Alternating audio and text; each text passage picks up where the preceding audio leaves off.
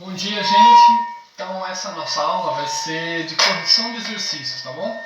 Então, aqueles exercícios que eu passei para vocês lá atrás, hoje eu vou corrigir, tá? Primeiro vamos começar pelaquela lista de exercícios, lembra que eu passei para vocês? Então vamos começar por todas as respostas certas que vocês fizerem em casa aí, eu não corrigi, tá? Então aí, sexto ano de História, peguem aquela lista de exercícios, tem que estar no caderno de vocês, tá?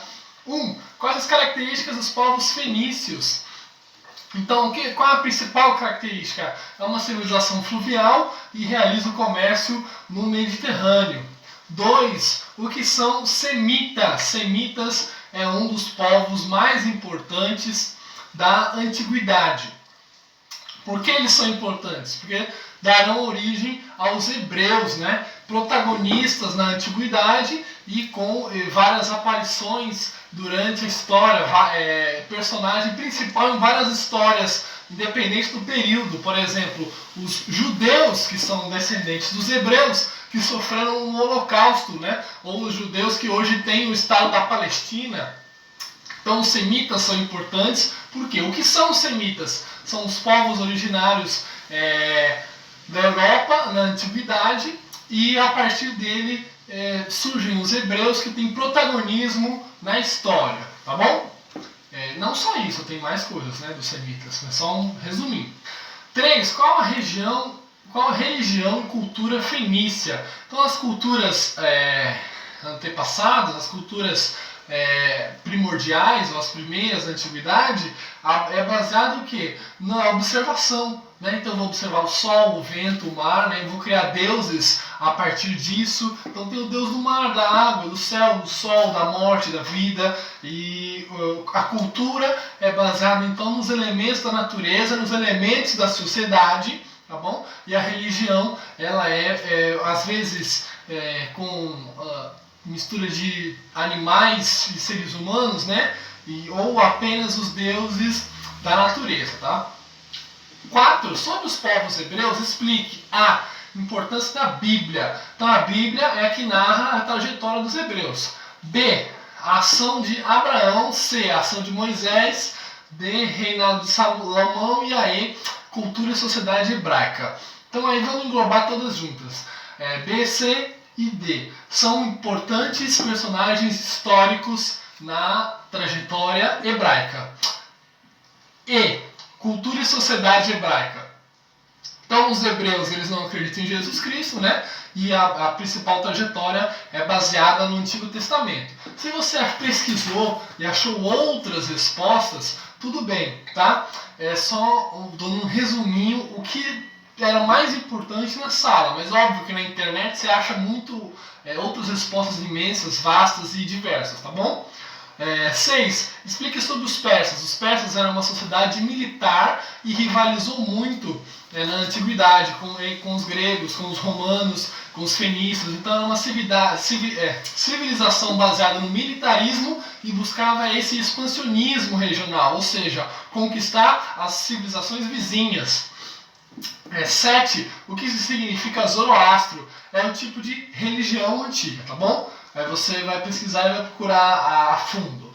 8. Analise a frase. O Egito é uma dádiva do Rio Nilo. Por quê? A civilização egípcia surge às margens do Rio Nilo. Precisa do Rio Nilo para plantar, para colher e para sobreviver.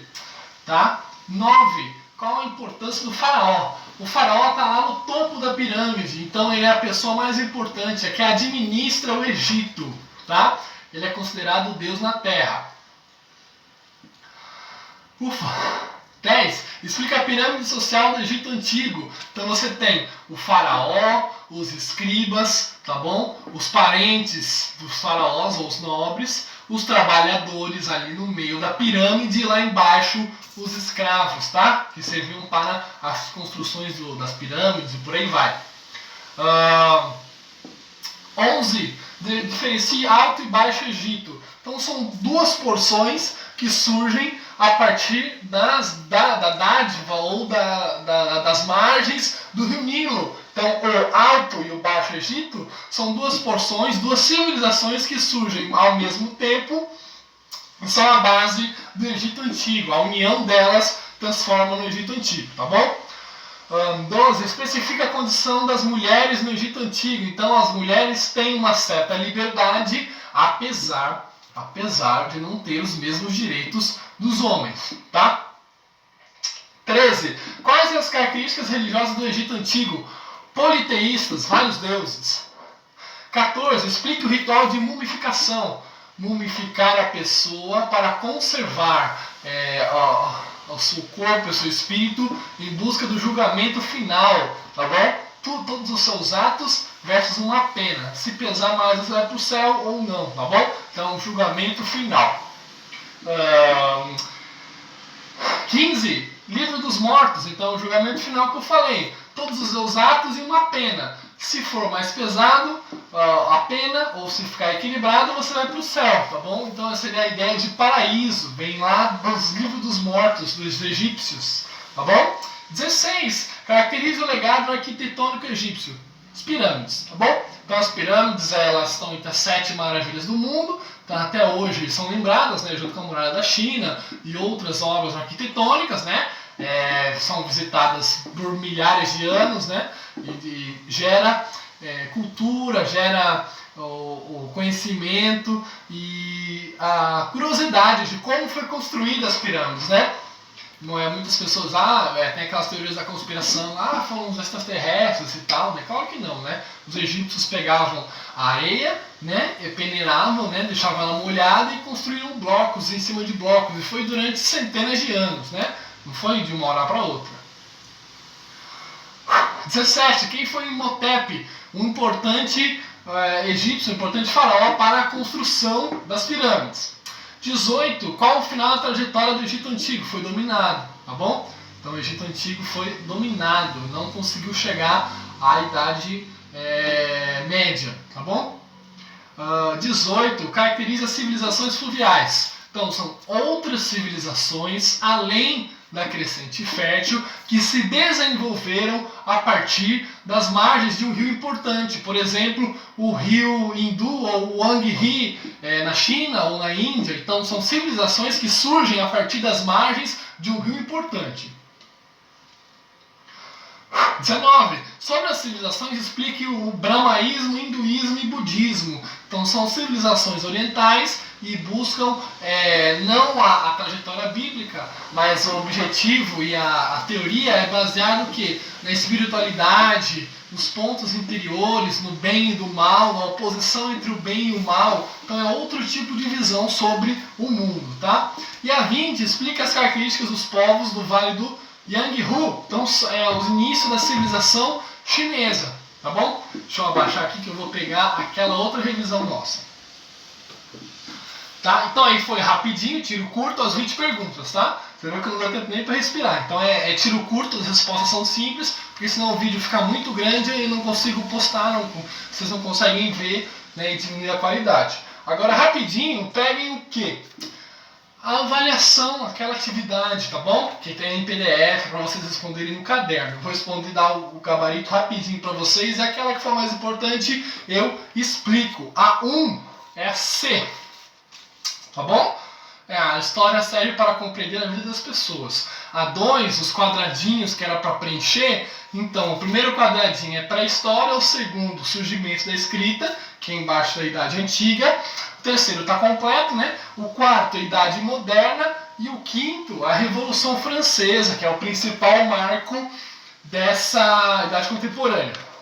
A 3, por que a África é o berço da humanidade? Porque os primeiros Homo erectus, Homo sapiens, surgiram lá. B, a B da 3. Qual a diferença entre o significado de nomadismo na pré-história? Ou seja, nômade é aquele que viaja pelo planeta todo atrás de comida. Sedentário é aquele que já consegue plantar, né?